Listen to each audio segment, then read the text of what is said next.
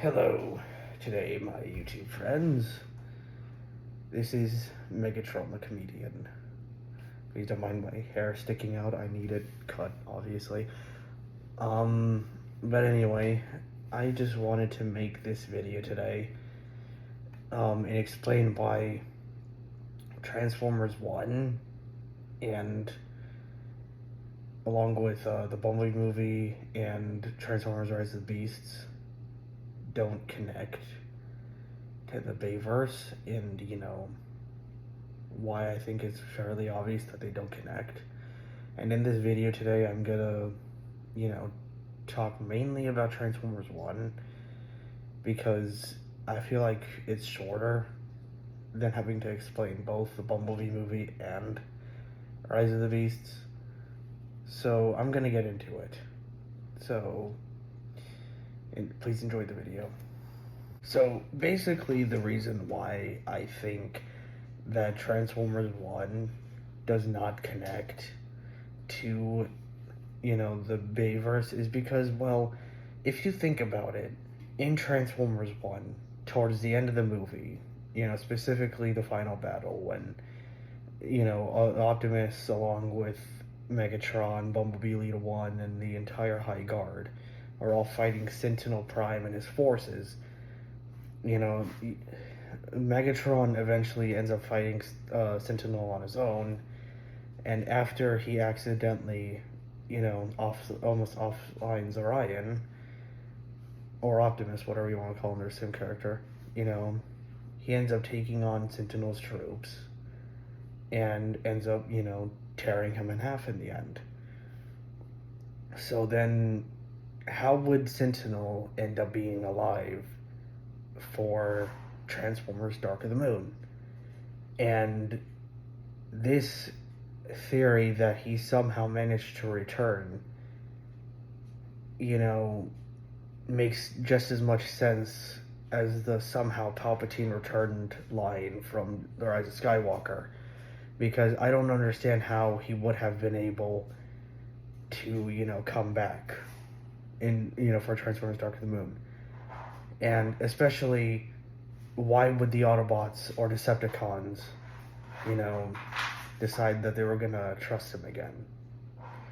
So that doesn't make any sense to me at all as a Transformers fan that has, been in the community for over 15 years. And also, another thing is that the reason why I don't think it connects to Bayverse is because we all know that towards the end of the Transformers 1 movie, Optimus gets the Matrix leadership from Primus, because he's been deemed worthy by Primus in the 13 original Primes. The Transformers Bayverse, he doesn't get the Matrix. In fact, he doesn't have the Matrix leadership until at least the very end of Revenge of the Fallen. Okay? Going into Dark of the Moon. So how does that make sense? Why would he give it back to Primus and then get it back after Sam finds it in the tomb of the 7 original Primes? And here's another thing. In the Bayverse, there were only 7 original Primes. Transformers 1, there's 13 original Primes.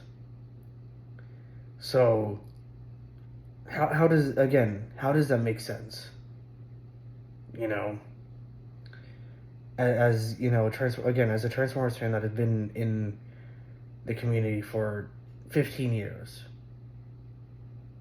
to me it doesn't add up. And kind of dialing back to Sentinel Prime, in Transformers 1, he uses the Autobots and Decepticons, before, obviously before they become Autobots and Decepticons, he uses them as miners to mine Energon so that way he could, pay off his debt to the Quintessons. And,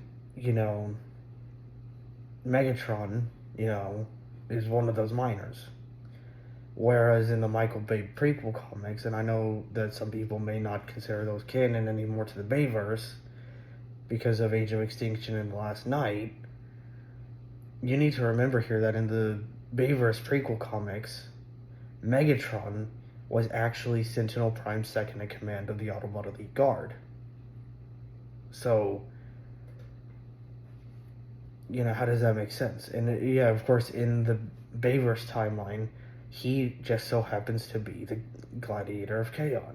Kind of similar to most of his backstories lately, where not only is he a minor, not only is he, a product of Cybertron's corrupt system, he's also a minor in his spare time. Or a gladiator, I mean. Sorry, my mistake. So it doesn't make any sense. In Transformers 1, yeah, he was a minor, but he wasn't a gladiator because, I heard in a video that, they needed more time for the movie, and exploring his gladiator part of the storyline, would take up most of the movie. So that's the only reason why we didn't see the gladiator part of his backstory in his storyline in Transformers 1. Also, in Transformers 1, Optimus was a minor as well. But in the Bayverse, before he becomes Optimus Prime, he was the leader of his own scientific division. So, obviously depending on the universe, their stories kind of change. Whether they're best friends, generals who had a falling out or whatever. But it's just like, it doesn't make any sense as to why there are people out there that actually think Bayverse and Transformers 1 connect. Okay, and speaking of, not speaking of, but going back to the Primes, Megatronus Prime specifically, he ends up getting, attacked and ambushed and eventually offline by the Quintessons, and, Sentinel Prime as well. So, in Transformers 1, he dies as a hero, defending Cybertron. The Bayverse, he dies as a villain. A villain that wanted to destroy Earth using the Matrix of Leadership. When he used it to try and activate the Harvester. So again, tell me how that makes sense. Okay? I just honestly think that, that Bayverse fans, in general, need to kind of do more of an analysis of Transformers 1. And don't get me wrong, I'm a Bayverse fan myself. I grew up with the Bayverse. It was one of the main Transformers medias that I grew up with. But I'm not going to the point where it's just like, oh yeah, it connects to Transformers 1, it connects to Bumblebee, it connects to Rise of the Beasts. I actually could tell what differences there are. And it doesn't make any sense. Now, I could understand if somebody were to try and connect the Bumblebee movie and Rise of the Beast with Transformers 1 because of the fact that Bumblebee in both Transformers 1 and Bumblebee is called B-127 and has a similar vehicle mode to from both different movies. But you have to kind of look at their faces, if that makes sense, because Bumblebee, he has an actual mouth in Transformers 1, while the Nightverse, the Bumblebee movie to be specific, he has a combination between his G1 face and his Bayverse face, if that makes sense. Like his Bayverse head and his G1 head. It's basically G1ified version of the Bayverse design. And before anybody says, oh yeah, but at that point he had already lost his voice box, so of course his face is going to look like a G1ified version of his Bayverse version. That wouldn't make sense in the slightest, because in the beginning of the Bumblebee movie, even though that he has the G105 version of his Bayverse head, he still had his voice. Leading up until, like, at least later in the movie when he's fighting Blitzwing, and then Blitzwing tears his voice box out. So he still had his voice box leading up to, you know, his time on Earth. So that doesn't make any sense to me.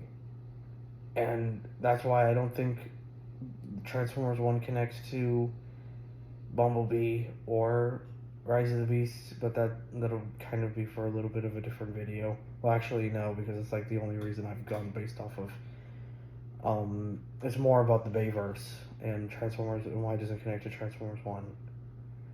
But yeah, you know, those have just been my points so far as to why I think it doesn't, like, why Transformers 1 doesn't connect to Bayverse. You know, because there's just not that many similarities to go based off of. You know, I don't understand why people think that, you know, it does connect. There's just so many, you know, things that I could, you know, there's probably more things I could say, but that's kind of what I have so far when Transformers 1 is concerned with the Bayverse. And yeah, I just don't think they connect at all because of what I've just said. Because, you know, again, Sentinel gets torn in half by Megatron. You know, so, and why would and again, why would the Autobots or Decepticons, you know, trust Megatron, or not Megatron, but Sentinel again? So, especially since in Transformers 1, Sentinel was the direct reason as to why Megatron created the Decepticons. Megatron didn't create the Decepticons, or at least recreate them, until Megatronus Prime was beginning to plot his extraction from the sarcophagus that he was trapped inside. You know, that Megatron helped him recreate the Decepticons. The Decepticons had already existed before Megatron came into the picture, at least for the Bayverse anyway. Transformers 1 depicts Megatron as the sole creator of the Decepticons. Okay? Bayverse does not. You know, there was actually a Decepticon who came before Megatron. That was Megatron's Prime, as I've just said. So, yeah. And again, why were there 7 primes in the Bayverse? You know, as for Transformers 1, there were only 13. Again, doesn't make sense, in my opinion. I don't think that because unless if Bayverse fans watched a different version of Transformers 1, I don't think that 7 of the 13 original primes came back to life when Optimus restored the Energon pool at the end of the movie, only for them to take the Matrix back from Optimus and then, you know, come to Earth and try to siphon planets of their sun to, you know, for their energy. Only, you know, for them to get betrayed by Megatronus Prime, become a where he becomes a Decepticon, and then they have to seal themselves away in a tomb so that way they could prevent him from finding it. Again, it just doesn't make any sense to me. So, again, that's kind of all I have for this video. I really don't have much of anything else. Those have just been my really big points for Transformers 1 and why it doesn't connect. I'm gonna explain in a different video why I don't think Bumblebee and Rise of the Beasts don't connect to the Bayverse, because that's gonna be a longer video, and honestly I just kind of want to get this video out now, so sorry if it's a little rushed. You know, I'll go into more depth about why Bumblebee and Rise of the Beasts don't connect to the Bayverse. So I might release it over the weekend, or I might release it next week, you know?